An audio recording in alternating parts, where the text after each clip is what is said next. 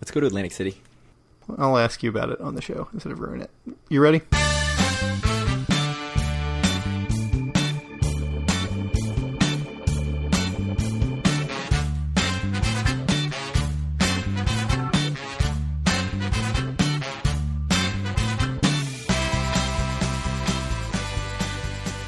Howdy, it's Wednesday, October 3rd, and this is episode 82 of Due for a Win, the Atlantic City and Casino Biz podcast. I'm Kyle Askin, joined, as always, by Craig Stone. What's good, Craig? The importance of 1982. I did my homework. It was when Playboy opted to sell the Playboy Casino instead of cutting ties with Hugh Hefner, because the New Jersey Casino Control Commission was like, hey, I hear you bribed some dude up in New York to open the Playboy Club. So, anyways, that's it. That property later became Atlantis, Trump Regency, Trump World's Fair, and was demolished in 2000. So there's your history lesson for the day. Yeah. And now it is the location of a arcade, right? And some otherwise empty retail space. It is. If you want to know more about the Playboy Casino, there's a very good Travelzork article about the interestingness of the Playboy Casino and how it was very not American, very like European focused. But I mean, I guess they didn't care too much about selling it because I think it was just doing very poorly from the get-go. Well, so I just have to say that I'm happy that you did your homework because I was tired of doing it for you in the Facebook group. After the fact, even? Yes. Yeah. So I have a question for you, Craig. I know we talked last episode or a couple episodes ago about my trip to Atlantic City. I believe that you have one on the books for 3 weeks from now or something like that. Is that a thing that is happening? It's like 2 weeks and 2 days or something like that. It's unclear if that is happening or not. We need to figure that out. We have childcare for one child, but not both. I mean... So we need to figure that out. If you, drop the one child off and then, ditch the other one in a room around the corner, I don't see what the recourse is for the grandparents. Just drive off and be like, hey... Yeah. And 50 and miles. Just call when you're driving away being like, oh, by the way, we left. Yeah. Vivian was in the bathroom. Oh, yeah, exactly. Yeah. We just left. That's a good point. They wouldn't throw her out or let her die. So you would get what you wanted. Think, right? I mean, it would be the end of any babysitting going forward. Yeah. But sometimes you just got to shoot your shot, It's like taking this Hard Rock room. I'm not going to gamble much. This is my free room for Rocket Royalty. I may never get another free room at Hard Rock, but I'm going big, taking the chance, and we'll see what happens. Absolutely. It's like no playing the casino when you get a comped room. Yeah. Which is what you've built your career on. It is. And then just mooch off you until I can build it back up. Although, as we discussed, we'll never go to Atlantic City at the same time again, so I'm not really going to have that option. Yeah, we need to get on that. We said we would do it one more time in 2018, and I think that will still happen. Right, Craig? I'm optimistic about a December. November? It might be December. Tough. We'll see. Let's see we'll see what we can do. So, speaking of trips, I have some news that people may or may not find interesting, but actually just today... me and one of my other buddies, Andy, who some of you have met at our various meetups we've had in Atlantic City, actually booked a trip to Hong Kong and Macau in February. So we will be going out there during Chinese New Year. Oh my goodness. The first week of February from the 5th to the 12th. So if any of you happen to be in Hong Kong or Macau and you are interested in meeting up, I will definitely buy you... maybe even nicer than the usual beer I buy our listeners in Atlantic City. I'll get you a high-class quality mixed cocktail. So the Due for a Win listener meetup will be at the Macau version of the Boardwalk Saloon. Right. So you have your work cut out for you in figuring out what the Macau version of the Boardwalk Saloon is way too expensive. I go to Mountain Bar. That's true. Yeah. Yes, you're right. Mountain Bar, not Boardwalk. We went to Boardwalk Saloon once, and we're like, this is a ripoff. Yeah. Did not have the beer selection that we were promised. My understanding is that the drinking and gambling are pretty separate in Macau. So I don't know what the bar scene is like in the casinos.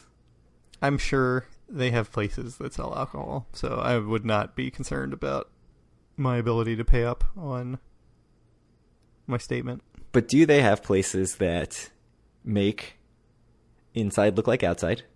Fake mountain scenery, perhaps a train going across, preferably $3 Coors Lights and beer pong tables, and the world's largest Pac-Man. I will tell you after February 12th. I mean, we know where the world's largest Pac-Man is, so it might be the world's second largest Pac-Man. That'd be pretty disappointing. It is a big Pac-Man. All the way to Macau to play the world's second largest Pac-Man. Right. Yeah. It's basically just like, AC Light over there is what I'm told. Like, if you want to do it up big, you go to AC. It's Macau, Asia's best gambling destination, but it doesn't hold a candle to Atlantic City. Yeah. That's what I've heard from everyone. Oh, I'll be able to confirm or deny, but I'm super pumped, to say the least. This is something that's been percolating in my head for quite a while, and I am excited both to go to Macau and also to Hong Kong, which by all accounts seems to be one of the absolute great cities in the world. So I'm looking forward to it. So you've got 4 months of lead-up time.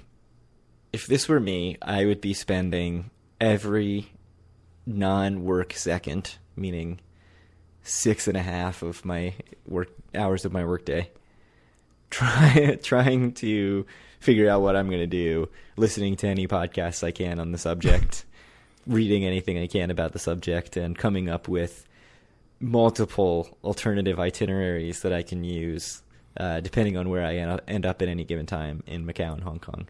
So, I know you to be a planner to that level.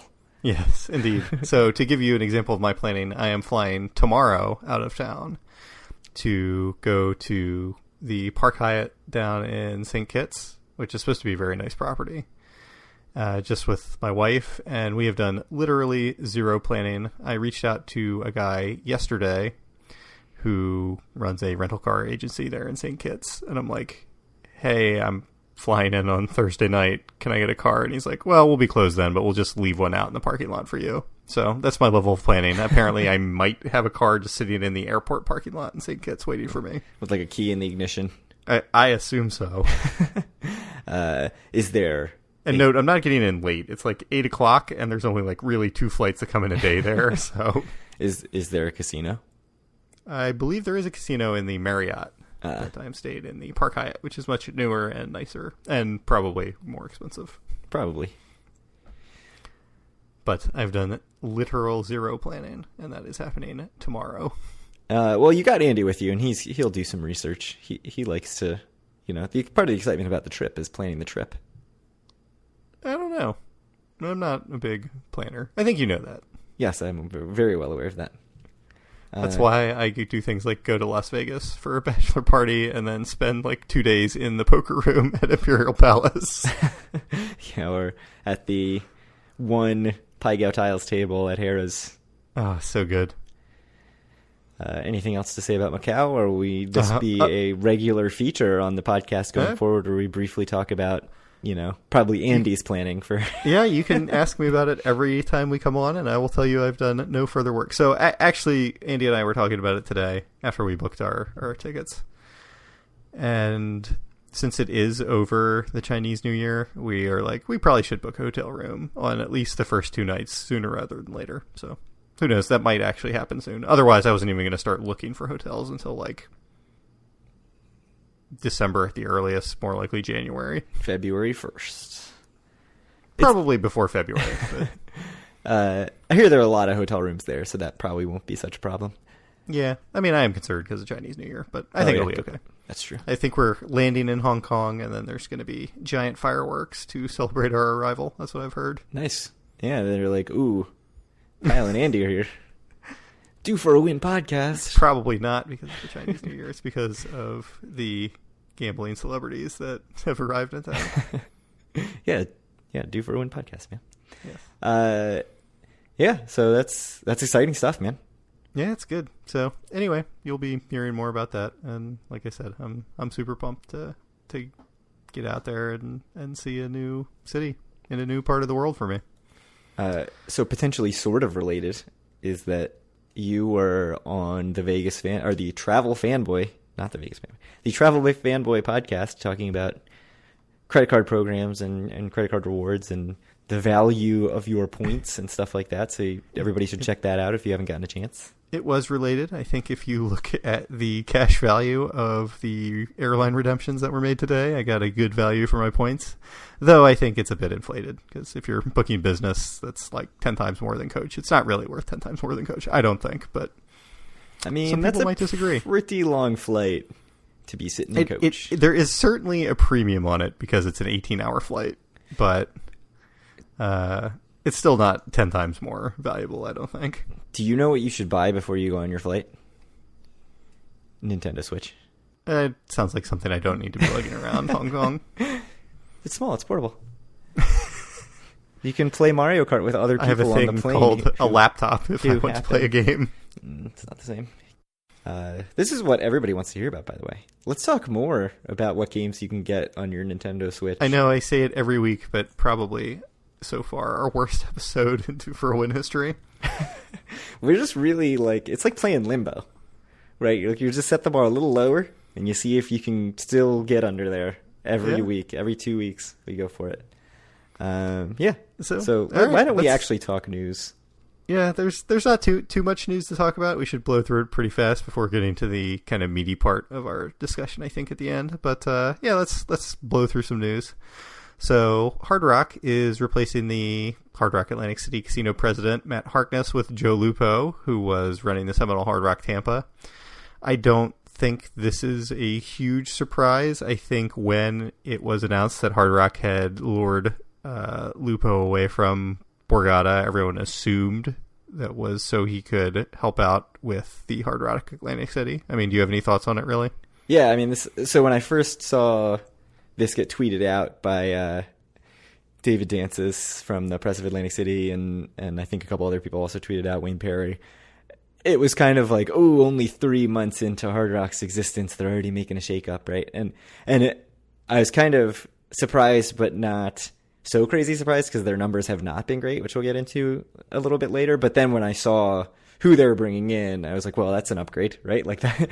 That's right. I mean, that was huge news when they lured him away to begin with. Right. I'm not even like, I don't know anything about Matt Harkness, so maybe it's mean to say it's an upgrade. But like Joe Lupo was, seemingly kind of the most publicly known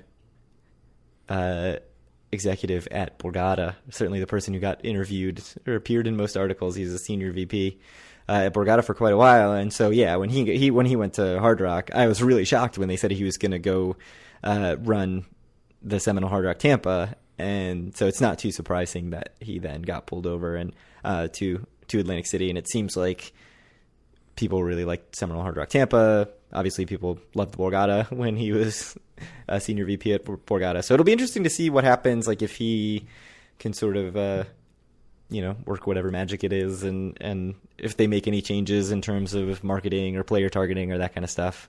We don't really know what anybody's specialty is as an executive. Like, we're not privy to any of that info. So it would be interesting to see if we actually can tell if any of those changes will be perceptible to us. It's not like a sports video game where you can pull up his stats and see what they are. Yeah, it's like Joe Lupo is a 96 in marketing. That'd be great. That's the video game that only you and I would play. It would be a great game. Someone should work on it. Yes. They'd make $10 each for me and you. Yeah. We should program it in our free time.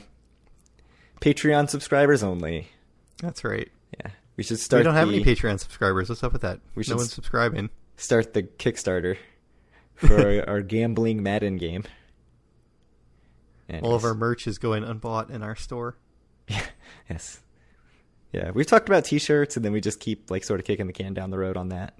It's been good. Yeah, we're very proactive people, ambitious, yes. I would say. Craig and I, for years, have talked about kind of selling some Do for a Win T-shirts at cost, but it has not happened because it requires that either of us do work, which is not a thing that is likely to happen anytime soon. I mean, neither of us are designers, and are pretty much our only only goal in the T-shirts is that they not look really tacky. And so I went and looked at potential design. Like, there's people you can pay just to do T-shirt design, and all of them are Ed Hardy light. That's not what you want for and Due that for a was Win? not really what I want. Is that not how we want to represent our brand? If you could do it so it was so obviously intentionally tacky and like not in earnest, I would be on board. But it's a very hard thing to strike that balance where people don't think like, "Ooh, yeah, that's actually." I don't know. You could just have like a black T-shirt with like big gold letters that just say "Due for a Win" and that's it. If it was in like the Trump Plaza font, yeah, and it looked like it was straight out of the Trump Plaza. Done. Look, we did it right now what we couldn't do for 2 years. You need to figure out some way to have a gaudy chandelier and like mirrors on it on the shirt, like mirrored armpits, like so that when you lift up your arms, it's actually like the mirrors mirroring off each other. I think that's very like Trump Plaza, just like going down a Trump Plaza escalator. The Margaritaville Casino area of resorts is gone and being replaced by a sports betting lounge, according to Linda and the Everything AC Casino Group. Yeah. So yeah, the Everything not AC a big group. Loss, right? Well, people are really disappointed in the Everything AC Group. They liked that area. It's kind of off the casino floor. It's a little less traveled, so you can kind of be off and be quieter. I don't know if I've really seen the actual area be open. It's always open. It's just slots though, and it's not really Margaritaville branded, except there's like a surfboard up on the ceiling or on the wall or something. We're talking about kind of like the front of the casino. Yeah, it's right by the Front noodle being bar. the boardwalk front. Yeah, so it's before you go down the stairs to the real casino floor. Yeah, so that's going to get replaced by a sports betting lounge. Yeah, I mean, I remember when they first opened it, like I really liked the Margaritaville Casino in Vegas at the Flamingo, so I was like, this is going to be awesome at resorts. Like it fits right in. It'll be very pink and have, whatever they call it, grass skirt dealers and all that. I mean, not dealers, but cocktail waiters and all that stuff.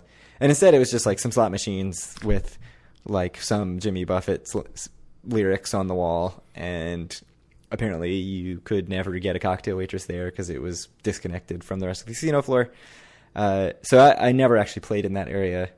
I don't feel like I missed out on anything. I'm assuming you feel the same way.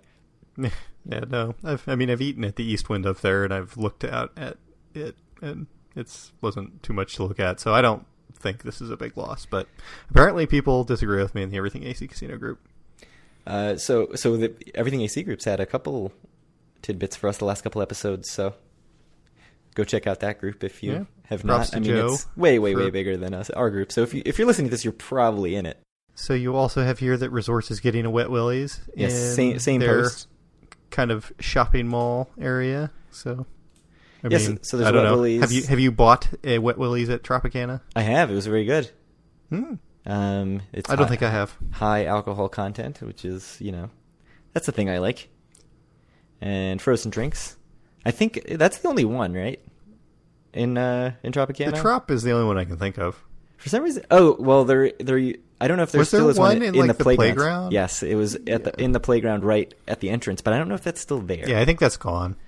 So just like everything else in the playground. Yeah, if it is not actually gone, someone correct us. But if you want to get your frozen drinks, which you can also get at the Landshark Bar, Kyle Askin approved Landshark Bar. Yeah. And surely one of the great areas in Atlantic City. I'm sure it will be in our best/worst of 2018 episodes.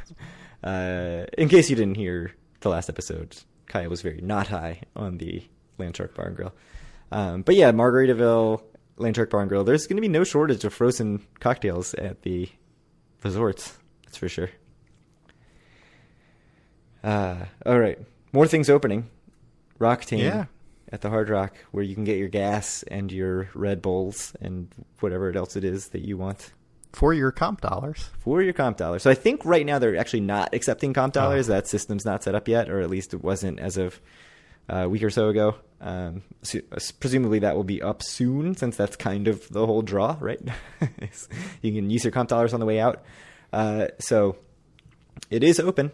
So if you're going to the Hard Rock or leaving the Hard Rock and you need to get gas, it's one of the very few gas stations actually on the island of Atlantic City, oddly enough.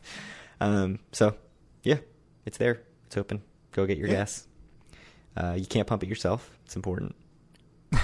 Everybody gives New Jersey shit for that, but it's great. No, it's not great. Why is it great? I don't have to get out of the car. It's ridiculous. I don't understand why people want to go someplace and shop. It's like bagging your own groceries. I always bag my own groceries for one. It's the worst. But two, it's them making you do their work for them. It's not that the fact that you like can't get out of your car. It's the fact you don't have the choice, right? Yes. Like, if there was self-serve and full-serve, like, if that was a rule in New Jersey, that would be fine. Like, no one would complain about that. Like, whatever. But the fact that there is no self-serve is just ridiculous. Yeah, we have the better of the two options. And then you just sit in your car and you're like, maybe a guy's going to come to my car and take my credit card soon. Maybe not. That Who knows? only happens on the turnpike rest stops. Nowhere else is there ever a wait. Anyways... All my New Jersey people know that they don't like pumping their gas. Anyways, Oregon also. Yeah, although they're changing that apparently, and there was some backlash. Yeah, I think they've changed it in the rural parts of the state, is what I've heard. But anyway, El Dorado Resorts has completed their acquisition of Tropicana, so everyone can prepare themselves for the promised cut in comps that is maybe coming, maybe not. Yeah, so... Do you want to talk a little bit more about the deal? Yeah, I'll link to the press release. You can read it. It doesn't say much, I will not lie. What it says is that they now have, I think, 26 properties across the country. 4 of those are Tropicana branded properties. So in the 7 that they acquired, it's Tropicana's in Atlantic City, Laughlin, Evansville, Indiana, and Greenville, Mississippi. The Mont Bleu in Lake Tahoe, the Lumiere Place in Missouri. There's another Lumiere that is not included. And then the Belle of Baton Rouge. So those are the ones that come over in this purchase. They already owned 4 Lady Luck casinos, 3 El Dorado casinos, 8 Isle of Capri casinos, and then some other stuff like Silver Legacy, Circus in Reno, Grand Victoria in Elgin, Illinois, the Mountaineer in West Virginia, and the Presque Isle in Erie, Pennsylvania. I feel like there are some decent casino names in there that would be Mark and Dr. Mike approved on You Can Bet on That. We need to get their opinion on things like the Presque Isle Casino in Erie, Pennsylvania. Yeah, Presque Isle is good. Yeah. I mean, it's totally like a wait-and-see thing, right? I mean, yeah. What can we really know? I've already been on the record saying that it's a ridiculous thing to expect a company to follow through on their promises to make things worse for customers, but I really just don't think they're going to kill comps as badly as it sounded like they were going to on their call to go over the acquisition. Yeah, especially now with all the rooms there, Caesars seems like they're just giving out rooms like water because of their whatever bottom line issues. That may be more Vegas than AC, although I expect that give it a month and you'll see similar stuff in AC. Here is a thought exercise that is totally meaningless, a hypothetical, because it's not going to happen. If they were to create a unified players club for El Dorado that gets you now, whatever it is, 26 properties across however many states, does that interest you at all? No, because there's no Vegas properties. There's no Vegas properties. But if you want Laughlin, Nevada, Reno, if you want to go to Reno, they've got several Reno properties. I actually would love to go to Reno at some point, but I've been, but I was not 21. Yeah, I've been to Carson City, which is like 10 miles away, but I have not ever been to the city of Reno. I would like to go again. It's very like downtown Vegas-y. Like it feels very walkable and small towny.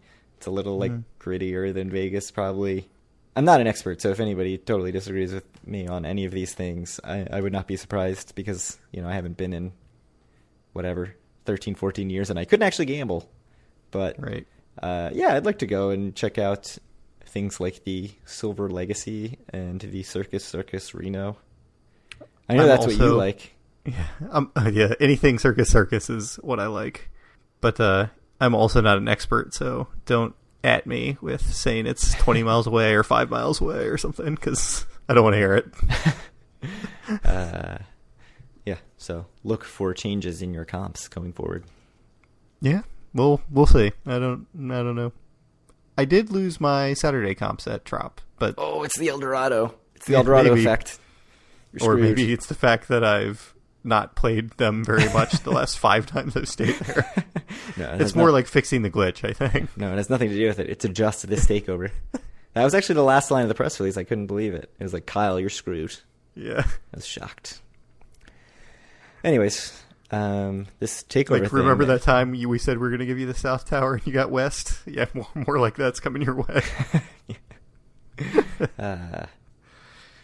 At least they're straightforward about it. Yeah. So if you remember back to early in the podcast, one of the most frequent topics that we talked about was the New Jersey State takeover of Atlantic City. Do you miss those times when that was the dominant? Those were the bad old days. That was before we knew what we were doing. It was a lot. We actually tried to stay on topic instead of just rambling about whatever came to mind. Yeah.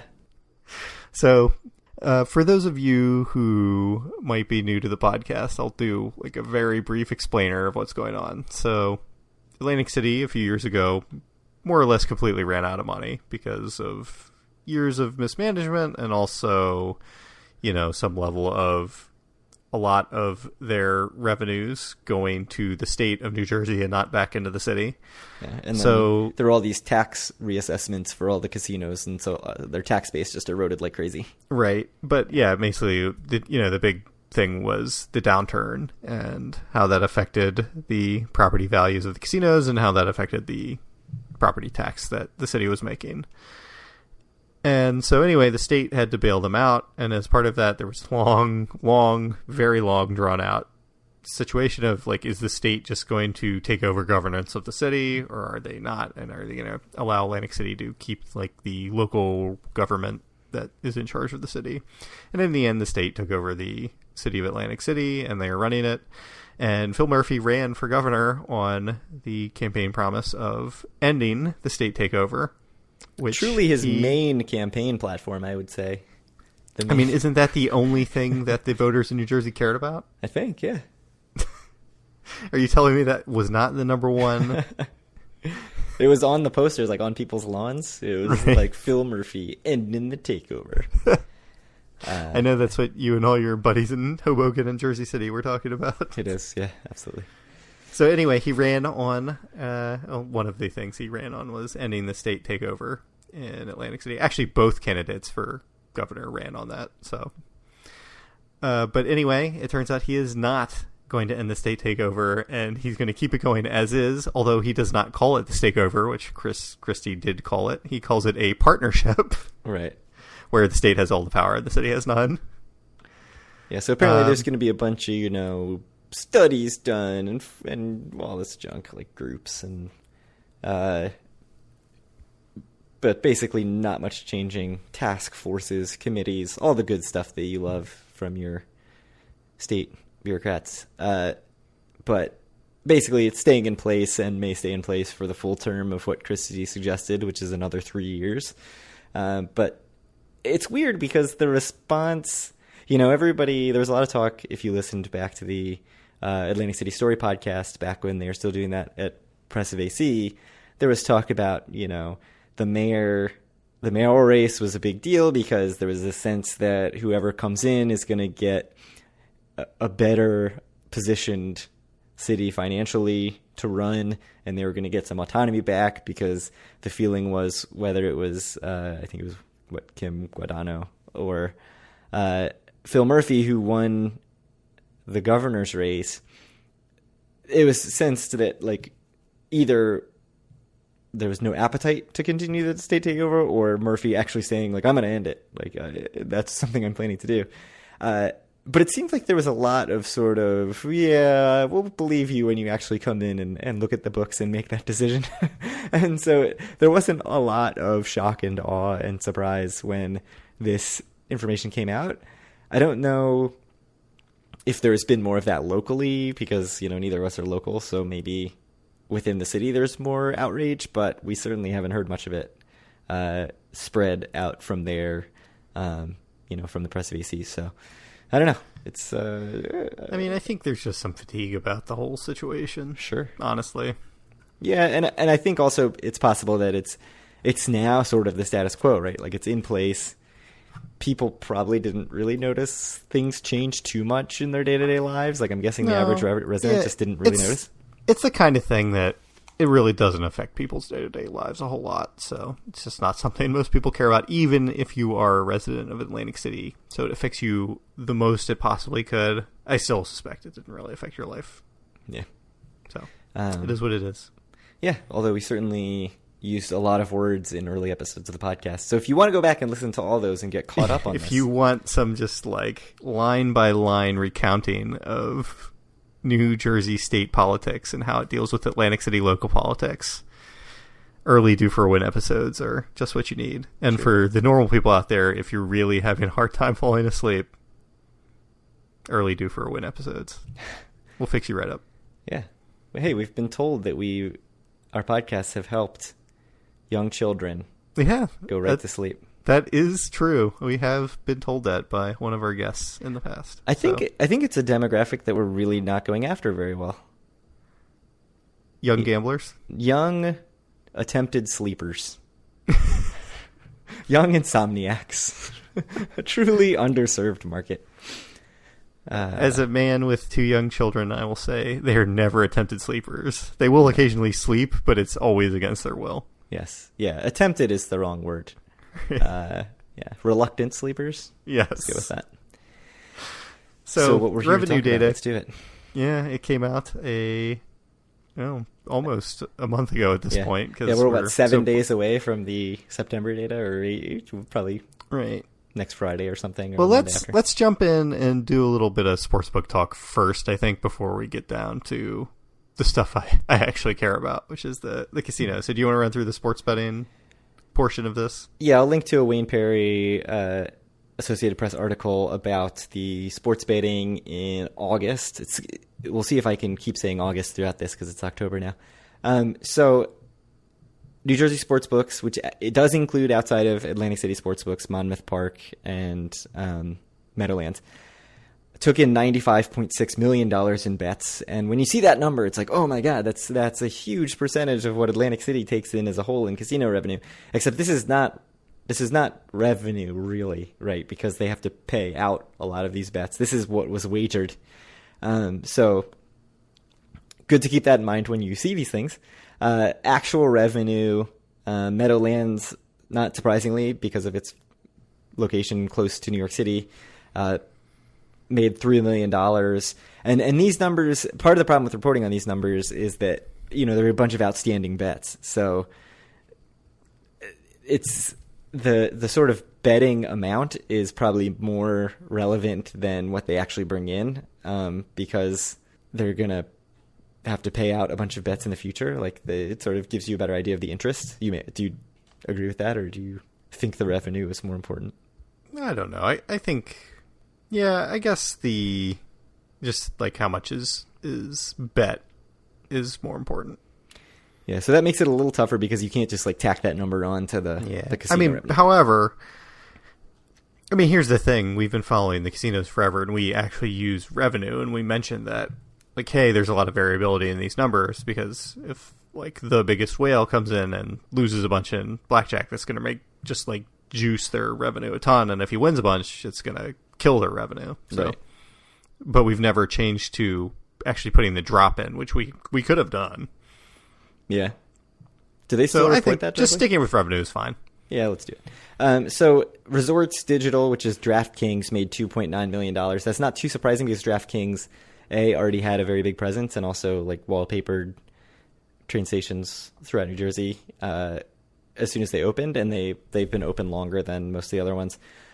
Monmouth Park made $900,000, Borgata $855,000, Ocean $520,000, Harrah's $300,000.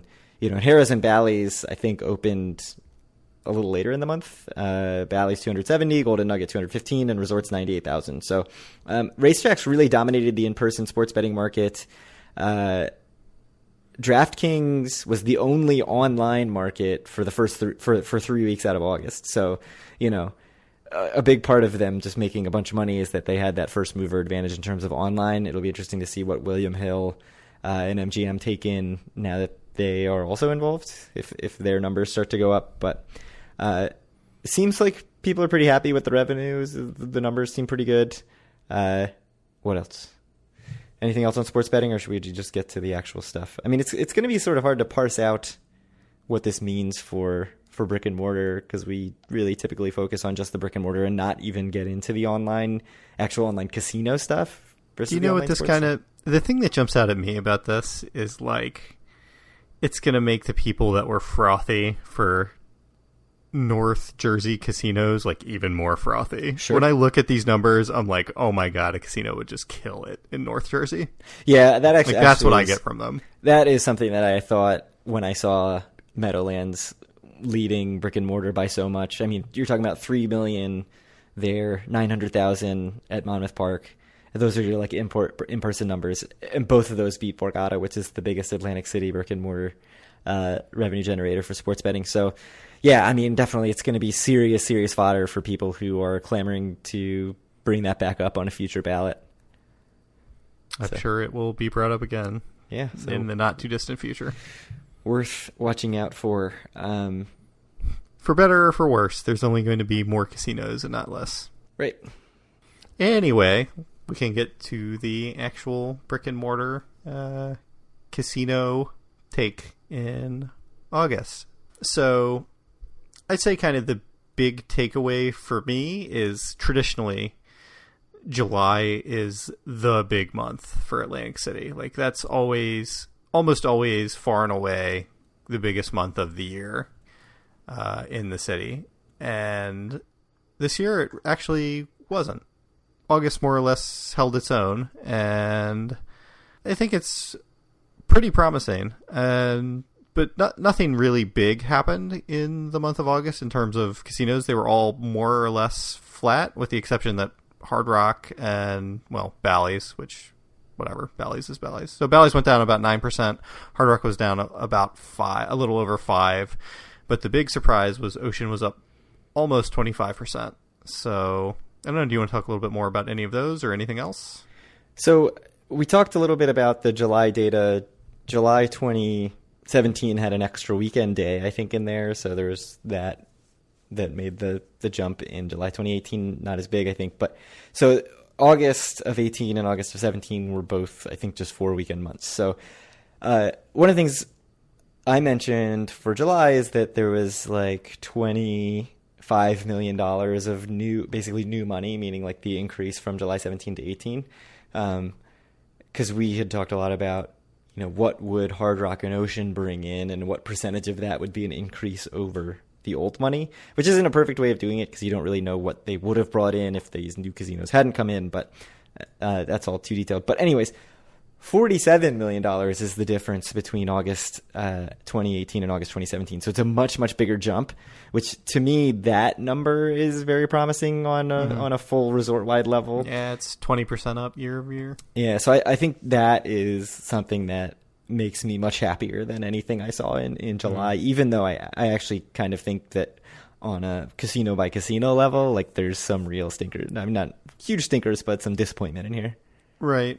I mean, though, it must be said, we're talking about, what, $46 more million between the 2 years and $49 or $50 million just from Hard Rock and Ocean this year. So, yeah, the other casinos went down a little bit. But honestly, going down a little bit is not a bad thing. No, I think we have two new casinos in the town. So it's pretty good. I mean, the flip side of that is it's really good that almost all the revenue is seemingly new revenue if you're just taking this 1 month look, which is obviously flawed, but it's basically all we have to go by.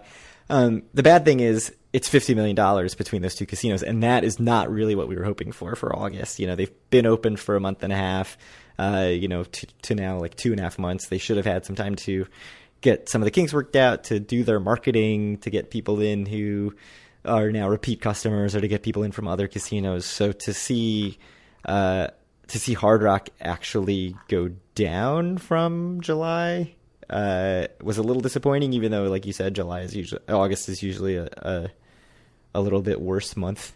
Though I've actually looked back more years now, and that actually turns out it's probably fairly flat between the two. So it being flat again maybe is not the big deal I made it out to be. Yeah, but so what do you think about the numbers specifically? I mean, Hard Rock making $30.8 million. We talked about 32.4 last month not being really what we were hoping for. Not the disaster that Ocean was, but not really what you're hoping for. I mean, going down further, that's not a good thing. So I think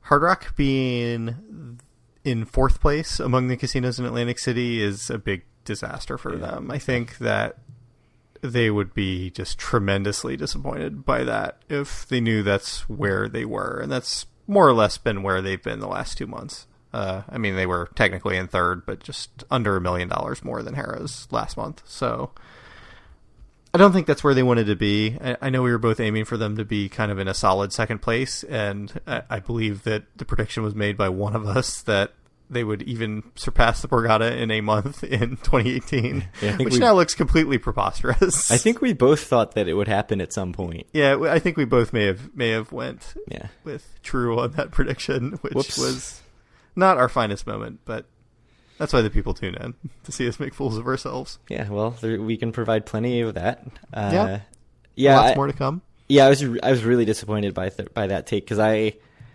had tried to excuse it away as like, oh, maybe it's a lot of free play and stuff where people, are coming in and getting their rock royalty, and maybe they would have gambled more, but they're getting hundreds of dollars in free play. Does not seem to be the case. So, yeah, I mean, they need to do something, whether it's marketing magic or what. And I mean, they do have a lot of cash. Like Seminole Hard Rock apparently has a lot of cash on hand and doesn't have to worry too much about it. And they may be drawing a lot of revenue from non-gambling, like restaurants and bars. They certainly have a lot of restaurants there. They do the concerts. So, this doesn't tell the whole picture, but I would think that if you're drawing a bunch of people to all that other non-gambling stuff, that would just filter to the gambling revenue at some point. I mean, Borgata has a ton of shows and a ton of restaurants, and they're making, $70+ million a month in the summer months. So it's kind of where I'm at on Hard Rock. Do you have anything else to add, or do you want to talk Ocean? Yeah, I mean, it's just disappointing for Hard Rock, but yeah, we can talk a little bit about Ocean. So, not in last place. Not in last place. I will say there's a lot of good and a lot of bad. So being up 25%, that's very good. But I think if you told them they're going to make, $34 million total between July and August, that's really awful. Yeah, that's bad. Really awful. Yeah, that would be... It looks like them and resorts are pretty much would be tied if you aggregate over the 2 months for last place in the city. And it's just, so I don't know. I think the thing with Ocean is we need to kind of wait and see. Like, is it possible that it was like, this is building on their July and it's going to keep building? I mean, maybe not in absolute terms because we're getting towards the down season, but in relative terms to the other casinos, like, maybe they're going to outperform for the rest of the year compared to how they did in July. And that would be good, or is this just kind of like some fluke? Yeah. And we're talking about under $4 million, so I don't think we know quite yet. Yeah, I mean, and I mentioned, Hard Rock has all these restaurants and shows and stuff that they can draw revenue. Part of the problem to me is that Ocean doesn't really have that yet. I mean, they certainly have restaurants and shows, but not nearly as many shows as Hard Rock. The restaurants, some of them are still not open yet. I don't think they have quite the restaurant selection that Hard Rock has. Cereal Town's not open yet, and that's going to be a big revenue driver, surely, when it opens. Yeah, it's going to be a lot of money, for sure. I mean, the markup on cereal is huge, right? Like, it's Prince money. So, I mean, we do know that their sports book made about $500,000, so that gets them to $20 million, right? Hard Rock doesn't have a sports book, so yeah, take that. But yeah, I mean that number. I hate that I'm already sort of moving the goalposts so far back to or up or whatever it would be to where it's a shorter kick to what I would deem a success. But at this point, I'm just looking for some month-over-month growth, or I guess at this point, some sort of staying steady instead of going back down to like $15 million in September. So we'll see if that actually happens. But I mean, the numbers have not been good, and we don't know what kind of runway they have. Like we know Hard Rock is a wealthy company. We don't really know. What Hard Rock certainly has a lot of runway. We're not sure with Ocean, though. Everything we've been reading from Bruce Dyfek says he says two things, and one is he's in this for the long haul. He says that in every single interview he's in, and the other thing he says in every interview is he is cash flow positive. That is his quote. He says that in every interview. So, that doesn't necessarily mean he's profitable, but he's cash flow positive. I mean, who knows what his debt structure's like, or there's a million other ways you could be cash flow positive, but not necessarily making money. Hypothetical question for you on this topic. Say that Ocean did not actually open yet. Say they were like, we're not ready yet. Cereal Town is not done, and we cannot open until Cereal Town is done. Uh-huh. And the buffet and other stuff. Is Hard Rock making $49-50 million, which is basically the addition? Absolutely not. Do you think that they would take an outsized portion of what Ocean is? I think they would. I suspect they would take more as a percentage of Ocean's money than anywhere else. Yeah, I mean, the location alone. Right. And the fact that... But I don't think they would take, 50% of it or something. I wouldn't be surprised if it's close. Maybe. I don't know. Because I wonder how many people are going to these two properties who are just like, I want to see the new properties. Mm-hmm. And if there's only one new property... Well, I mean, there also is the thing of if there's only one new property, maybe people are like, one new property, whatever. It's still the same AC. Two new properties, it's, whatever. More than 20% new casinos now in AC. Mm-hmm. Trying to get into the psyche of the people who are going to Atlantic City. Yeah. So, again, I think I'm going to start a line of discussion, and if this 25% increase from a incredibly low number to a still low but not as embarrassing number is the start of something new, the whole line of discussion is going to be ridiculous in a few months. But that's fine. I'm willing to take that chance. But what's up with Ocean, right? I was there last month, a few weeks ago, and I don't think they're doing anything wrong. Right? Everything I do, all the little things they seem to be doing right, just my interactions with the employees have all been great. And I don't know, do you have any ideas of either what's gone wrong there or what they can do to try to make it better for themselves? I mean, I think those are two very different questions, because I think a lot of what's gone wrong is other than the hotel doesn't connect to the casino, and you have to take 5 ridiculous escalators to get to the lobby. And yeah, I mean, the thing that really struck me when staying there is that it feels, when you're in the hotel portion or upstairs by the lobby, or even out front, it feels very tropical resort almost, just very beat. I mean, it is Ocean, it's the perfect name for it. But it really feels like the casino is a separate thing. It's this separate entity that you don't feel forced to go through at all. So it maybe is even a little bit inconvenient to go to, either from outside or from your room. I mean, that's a major problem, I think. But, since that's not really fixable, the other thing that I sort of keep coming back to is it felt kind of unfinished when I was there in July or whatever it was. And... it does feel like they're a little light on the restaurant options. There's no buffet. The sports book wasn't completed yet, which it is now.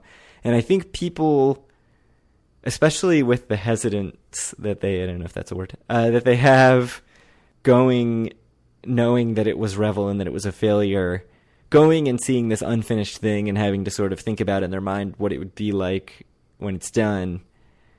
I think there might be a sense of disappointment when they get there and they see construction and feel like, oh man, this is Revel all over again. And so I think part of it's just that experience that hopefully, as it's more fully realized and people go and they see the full thing with the sports book done and more restaurants open and everything, they're like, okay, no, this is new and different. And I really love it, or even if they just feel like it's the same as Revel, but they still really love it, like that's fine. But I do think the construction's an issue. I mean, much like Park MGM, which used to be Monte Carlo, like people stayed away in droves during the construction of that. It was a much bigger construction project, but I think MGM was like weirdly even taken aback by how bad that property did while they were doing work on it. I think that's a bit.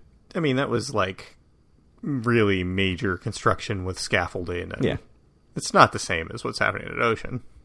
Yeah. I mean, that's true. Because at some point, if you go to Vegas in December or January, like you're just going to see temporary walls up because that's the construction time. Like restaurants are getting changed out, casino floors are getting rearranged. So it's, you don't even really think about it when you go to Vegas during that time. So, I mean, I do think this was a little bigger than that. Like it wasn't just temporary walls. It was, major work being done. And it was major work. Just walking. I mean, yeah.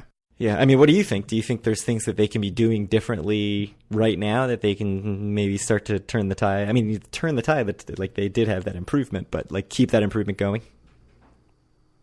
I don't know. And that's kind of the reason I asked the question is, so obviously the Revel had a lot of problems.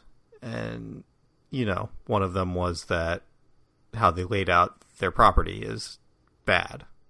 How they didn't expect or want to get gamblers into the property. That wasn't smart. Like their debt load when the property opened, that was terrible. Their contract with the power company, that was awful, right? Mm-hmm. And like you take all those things together and like of course Revel could never succeed. Ocean, doesn't have the debt load, it doesn't have the power company. They're by all accounts treating gamblers very well. The problem is like, how much does the layout really matter? I mean, it is a really bad layout, I think. And, like, just the fact that like, how off-putting is it that you have to get to the casino, go up the little stairs outside, go through the door, go up the escalator, and then kind of walk into the casino through, like, another little separator, right? Right. I mean, is that really fatal for the property?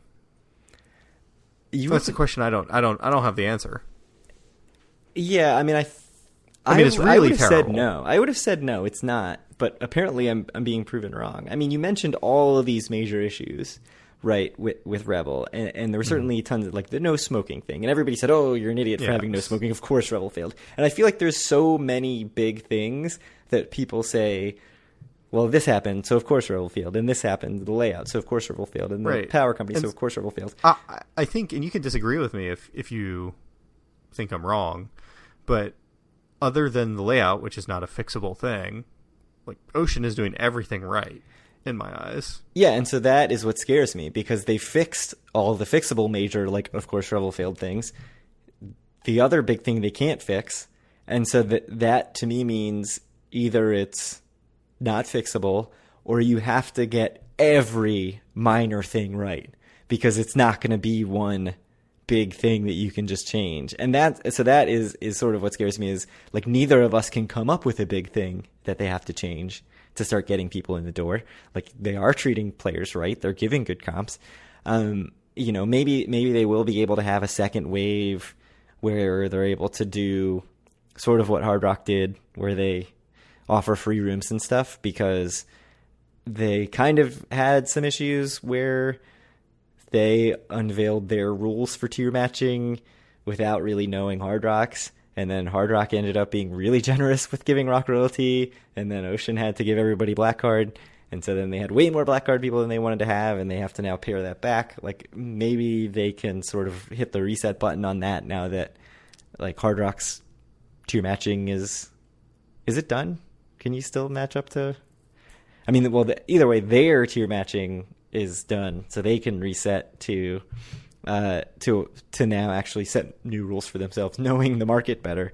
So that's one thing, but like, there's nothing else that you can really say. Like, if they fix this, it'll make a big difference, and that's scary. Yeah, I mean, I think at the end of the day, it's just laid out so poorly. Yeah. Like the rooms are gorgeous. I love the casino floor. I think it's gorgeous. I think the casino's fine. I think, like, I don't think their food or drink offerings are the greatest. I mean, I think Tropicana, Borgata, like, blow it out of the water. But that's not surprising or a bad thing. I mean, those are the two classes of Atlantic City when it comes to that. So that I think their food and drink offerings are okay. Their casino floor is okay. I mean, it's really the rooms that carry it in my mind, and like some of the common spaces, like up near the lobby. Does it feel like it needs a little more variety in food offerings? Like, to me, even like it's got the barbecue place, and it will have Cereal Town that are like super casual, low end, like takeout places. I mean, or, you know, right. Cereal Town, maybe not takeout, but like basically is like the continental breakfast of a restaurant. It has things that we would call casual dining, like the cafe and the Distrito, and yeah, but like there's nothing sort of between that, and you know, even the Sky Cafe is pricey, and then there's, you know, Amada, an American Cut, and the Cafe, yeah, like you mentioned, Cafe 500. I don't remember. Did you think that was overpriced, or was it generally fine? I mean, paying any money for the service that we got on opening night would make it overpriced, but presumably that's been fixed, I hope. But to me, it just the prices were fine there. They were normal. It seems to me like it lacks the variety of like what Tropicana has, which obviously that's sort of maybe the most variety in a single Atlantic City property, but you know, like a burger place and an Italian place and just and an Asian place, and like all these things where you can say, if I want something, it is at Ocean. Like that's right. It doesn't feel like that's true right now. When I sit here and I think, like, if I'm hungry right now, like, do I want to be in Ocean, or like, do I want to be in any other casino? And like, what is there really at Ocean? There's not a ton. Like, not for me. I like Distrito. Yeah, but it feels a little samey, I think, right? Like even like Villain and Saint is supposedly like interesting food, very good. Amada is like more on the interesting side. Even the like Sky Cafe is like for bar fare is like interesting bar fare, but like people don't always want interesting. Sometimes people are like, you know what I want? I want a plate of pasta. Right, and I don't think that you can get that anywhere at. Maybe all of Ocean is samey, and that's kind of the problem. Like, yes, I don't feel like their restaurant spaces, like, they don't feel any different, right? Right. No, yeah, I think that's a real problem. I mean, that's something you can fix, though. So sure, let's do it. Hire us to consult. Yeah. I mean, for me, like, given that I'm reasonably young compared to the average casino-going patron, and you know, I'm fairly mobile, like, it's not a problem. But I think their real problem is, like, how many steps do you have to take to get anywhere in that place, right? To get from your room to the casino, to your room, to the boardwalk, you know, to your room. It's just, like, cavernous and, like I said, laid out so poorly compared to every other casino. Yeah, and maybe part of the issue with the restaurant stuff is also that it is related to the layout.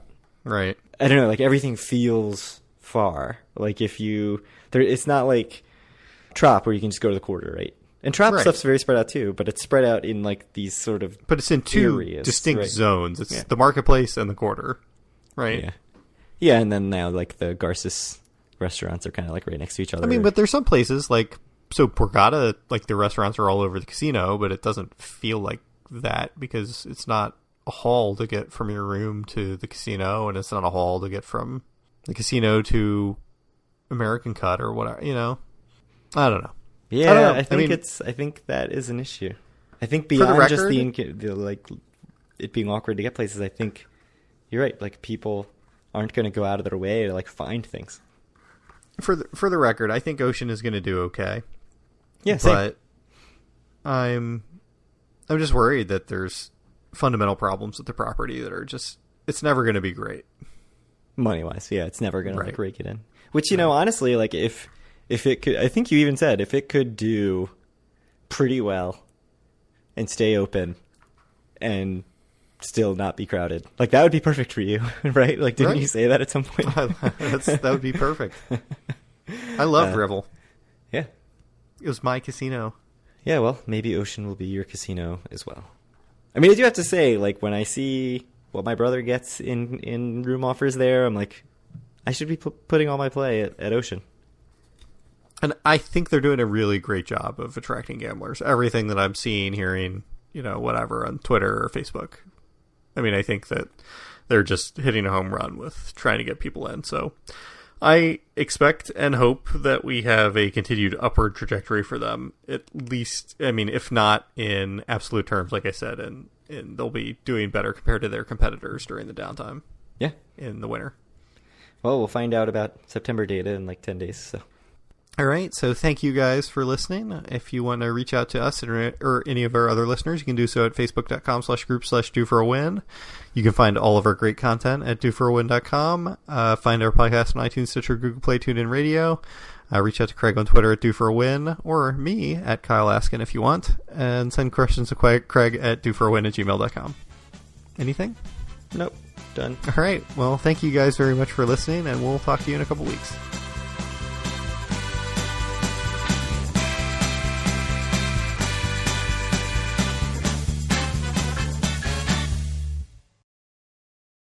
This was clearly written by a computer. Yeah. Gambling has shown to have more pros than cons in the society. Yeah. It's good. I don't know if that's true. Yeah. I mean, clearly, we are big supporters of it, so... Yeah. How dare you besmirch gambling's good name?